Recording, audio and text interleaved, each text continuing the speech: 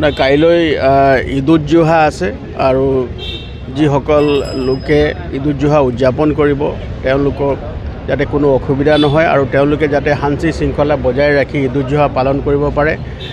আৰু বিগত দিনত আমি দেখিছোঁ দুই এটা সৰু সুৰা ইনচিডেণ্ট হৈছে, সেইবিলাক যাতে নহয় সেইকাৰণে ৰাইজক সজাগ কৰিবৰ কাৰণে আৰু ৰাইজৰ সম্পূৰ্ণ সহযোগ আমি ৰাইজৰ যাতে সম্পূৰ্ণ শান্তি আৰু নিৰাপত্তাৰে যাতে তেওঁলোকে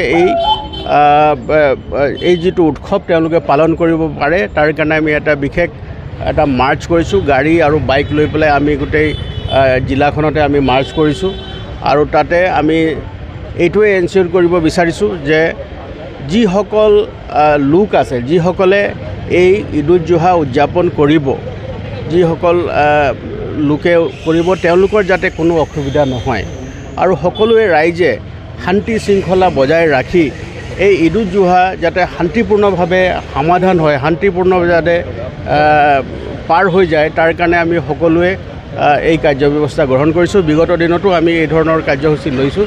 গতিকে আজি আমাৰ সকলো যিমান জিলাখনৰ পুলিচ বিষয়া কৰ্মী আছে, আমাৰ লগত CRPF বাহিনী আছে, আমাৰ লগত কমাণ্ডো ফ'ৰ্চেছ আছে, আমাৰ লগত স্থানীয় আমাৰ কমাণ্ডেণ্ট চাবো আছে, আমি সকলোৱে মিলি টাউনখনত এটা আমি মাৰ্চ কৰিছোঁ আৰু এই মাৰ্চটোত আমি এইটোৱে এনচিয়ৰ কৰিব বিচাৰিছোঁ যে ৰাইজে সম্পূৰ্ণ শান্তিপূৰ্ণভাৱে এই ঈদুল জুহা উদযাপন কৰিব পাৰে আৰু যাতে তেওঁলোকৰ কোনো অসুবিধা নহয় তাৰ কাৰণে আমি এই ব্যৱস্থা গ্ৰহণ কৰিছোঁ।